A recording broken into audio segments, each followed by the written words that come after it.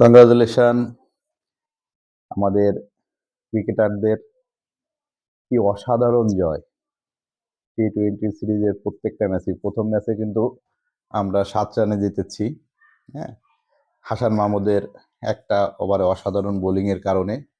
দ্বিতীয় ম্যাচেও কিন্তু আমরা 129 রান করে আমরা জিতেছি। কিন্তু এই ম্যাচটা দেখেন, তৃতীয় ম্যাচ আরো বিধ্বংসী। এবং আমরা আরেকজন টপ অর্ডার ওপেনার পেয়ে গিয়েছি, পারভেজ হোসেন ইমন। আমি এই ছেলেটার কথা প্রথম থেকেই বলেছিলাম যে একে প্রথম ম্যাচ থেকেই খেলানো হোক। হ্যাঁ, কারণ তার ব্যাটিং স্টাইলটা টি-20 উপযোগী। সেটা আজকে আবার প্রমাণ হলো। ঠিক আছে, সে কিন্তু অসাধারণ খেলেছে। হ্যাঁ, টি-20 হলো মানে আপনি 20-25 বল ফেস করবেন। হ্যাঁ, যেহেতু 120 বলের খেলা, এখানে বলের থেকে রান বেশি করতেই হবে। দেখেন তার ইনিংসটা 4টা 4, 2টা 6 সে মেরেছে এবং 39 রান করেছে 25 বলে। অসাধারণ খেলেছে। এরপরে যথারীতি লিটন কুমার দাস আজকে ভালো শুরু করেও ব্যর্থ। 13 বলে 14 রান করে আউট হয়ে গেছেন। তাই মনে করি টি-20 এখন যুবাদের খেলা। হ্যাঁ, যাদের হাতে জোর আছে, যেমন আরো অনেক প্লেয়ার কিন্তু আমাদের তৈরি হচ্ছে। হ্যাঁ, আমরা খুব আশাবাদী এই টি-20 নিয়ে এবং ওয়ান ডে তো দেখবেন যে একটা ব্যালেন্স টিম তৈরি হয়ে যাবে। হ্যাঁ, কংগ্রাচুলেশন বাংলাদেশ টিম। আমরা কিন্তু প্রতিশোধ নিলাম। কিসের প্রতিশোধ? ওয়ানডেতে কিন্তু ওয়ানডে সিরিজে কিন্তু আমরা হতাশ হয়েছিলাম। তাই টি-20 সিরিজ আমরা জিতে এবং 3-0 জিতে আমরা ওয়েস্ট ইন্ডিজকে হতাশ করলাম। আমরা প্রতিশোধ নিলাম। যাক, টেস্ট সিরিজ আমরা একে একে ড্র করেছি। তো ওয়েস্ট ইন্ডিজ সিরিজ সফল বলা যায় বাংলাদেশ টিমের জন্য। এবং দেখবেন বাংলাদেশ টিম আস্তে আস্তে খুব ব্যালেন্স টিম হয়ে দাঁড়াচ্ছে। এটা অসাধারণ লাগতেছে। সকালে উঠেই খেলা দেখেছি। যাক, একটা অসাধারণ জয় দেখলাম, যেটা আমাকে খুবই আনন্দ দেয়। বাংলাদেশের প্রত্যেকটা জয়, আমি বলি প্রত্যেকটা জয় কিন্তু আমাকে ঈদের মতো লাগে আমার। আমি জানি প্রত্যেকটা বাংলাদেশের প্রত্যেক দর্শকই বাংলাদেশের জয়ের জন্য খেলা দেখেন এবং দেখেন একমাত্র ছোট একটু ইনক্লুশন আমি বলতে চাচ্ছি যে সালাউদ্দিন স্যার উনি আসার পর থেকেই কিন্তু আমাদের ব্যাটিংটা খুব ভালো হচ্ছে। বিশেষ করে ওয়ানডেতেও কিন্তু ব্যাটিং ভালো হয়েছে এবং টি-20তেও ভালো হচ্ছে ডে বাই ডে। হ্যাঁ, মিডল অর্ডারও ভালো খেলতেছে, টপ অর্ডারও দু একজন ভালো খেলতেছে। হ্যাঁ, দেখবেন আস্তে আস্তে আমাদের ব্যাটিংটা যদি ভালো হয়ে যায় তাহলে আমি বলেছি, বেশ কয়েকটা ভিডিওতেই বলেছি যে আমাদের বোলিং সাইড খুবই স্ট্রং। আজকেও কিন্তু তাসকিন আহমেদ ব্রেক থ্রু এনে দিয়েছেন। তারপরে অসাধারণ অসাধারণ অসাধারণ বোলিং করেছেন আমাদের মাহাদি হাসান। হ্যাঁ, নিকোলাস পুরানের 3 ম্যাচে 3টে উইকেটই নিয়েছে এবং এবং এই যে লাস্ট ম্যাচে যে উইকেটটা নিয়েছেন, নিকোলাস পুরান বুঝতেই পারে নাই বলটা। সে দাঁড়িয়ে অবাক হয়ে দাঁড়িয়ে রয়েছে যে কি বল করলো, কিভাবে সে বোল্ড হলো। তো এই হলো মানে চ্যাম্পিয়ন বলার।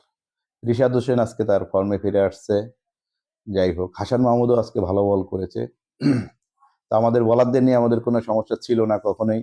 হ্যাঁ, কিন্তু ব্যাটসম্যানদের কারণে আমরা অনেক ম্যাচ হেরেছি। যাক, আজকে কিন্তু আমাদের ব্যাটসম্যানরাও পুষিয়ে দিয়েছে। জাকের আলী অনিক আমাদের নিউ সেনসেশন। আমাদের সালাউদ্দিন স্যার একটা সাক্ষাৎকারে বলেছিলেন যে একটু বেশি কালো বলে হয়তো ওকে দলে নেওয়া হয় না। যাক, কালো জগতের আলো, কালো অনেক আমাদের। আজকে কিন্তু অসাধারণ ইনিংস খেলছে, 72 রানের এক ইনিংস খেলছে। যদিও মধ্যে একটা ভুল বোঝাবুঝি হয়েছিল শামীম হোসেন পাটোয়ারির সাথে। রান আউট হয়ে কিন্তু সে সাজ করে চলেও গেছিল। তারপরে দেখা গেল যে টিভি রিপ্লেতে সে আউট হয় নাই, হয়েছে শামীম হোসেন পাটোয়ারি। এসে কি অসাধারণ নক খেললেন, 72 রানের একটা ইনিংস খেললেন। তার 4-এর থেকে কিন্তু 6 বেশি, 6টা 6 মেরেছেন, 4টা 4 মেরেছেন। 41 বলে সে 72 রান করেছে। তো দেখতেও ভাল লাগে তার 6 গুলা। What a player! এ আমাদের একটা বড় অ্যাসেট হিসাবে আবির্ভূত হচ্ছে ডে বাই ডে। তার প্রতি অনেক প্রত্যাশা। আজকে শামীম যদিও রান আউট হয়ে গেছে, কিন্তু শামীম কিন্তু খুব ভালো খেলেছে গত 2টা ইনিংস। দেখছেন বেশ কয়েকটা প্লেয়ার কিন্তু, এই পারভেজ হোসেন ইমন লাস্টের ম্যাচে বেরিয়ে আসলো। এরপরে জাকের আলী অনিক, এরপরে শামীম হোসেন পাটোয়ারি। হ্যাঁ, আমাদের কিন্তু এখন পাইপলাইনে অনেক প্লেয়ার চলে আসতেছে আমি মনে করি। তাছাড়া এনসিএলও কিন্তু জিসান আলম নামে একটা ছেলে ভালো খেলতেছে। তার আজিজুল হাকিম তামিম নামে একটা ছেলে ভালো খেলতেছে এবং আরো বেশ কয়েকজন প্লেয়ারই ভালো খেলছে। তাই মনে করি আমাদের এই যুবাদের হাতে টি-20 মানে খেলাটা নিয়ে আসা উচিত। সিনিয়ররা ওয়ান ডে এবং টেস্ট ম্যাচ খেলুক। লিটন কুমার দাস যেহেতু ফর্মে নেই, ওনাকে একটা ব্রেক দেওয়া হোক, উনি তার স্বাভাবিক ফর্মে ফিরে আসার জন্য সে জাতীয় লিগগুলো খেলে আবার আসুক দলে। হ্যাঁ, যে ক্লাসিক ব্যাটসম্যান বা অভিজ্ঞ ব্যাটসম্যান বা এই ধরনের ট্যাগ লাগিয়ে আর কতদিন। আমরা চাই ভালো খেলা দেখতে, হ্যাঁ, ইম্প্যাক্টফুল খেলা দেখতে, জয় দেখতে বাংলাদেশের, যেটা আজকে দেখেছি।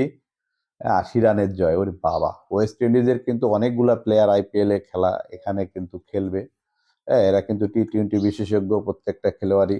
তো তাদের আমরা ৩-০ হারিয়ে দিয়েছি এবং তাদের মাটিতে। হ্যাঁ, কংগ্রাচুলেশন এগেইন বাংলাদেশ টিমকে। এবং আমরা যারা বাংলাদেশের দর্শক আসেন আনন্দ করি, এই জয়টা উদযাপন করি এবং আমাদের ক্রিকেটারদের উৎসাহ দিই ভবিষ্যতে যারা আরো ভালো ভালো ব্যাটার জয় আমরা দেখতে পারি তাদের কাছ থেকে। হ্যাঁ, সামনে চ্যাম্পিয়ন্স ট্রফি, এখানেও ভালো একটা কিছু হোক। হ্যাঁ, এই শুভকামনায় আজকে শেষ করছি। ধন্যবাদ সবাইকে। এই পর্যন্ত যদি দেখে থাকেন সাবস্ক্রাইব করবেন, লাইক করবেন, কমেন্টস করবেন। আসসালামু আলাইকুম।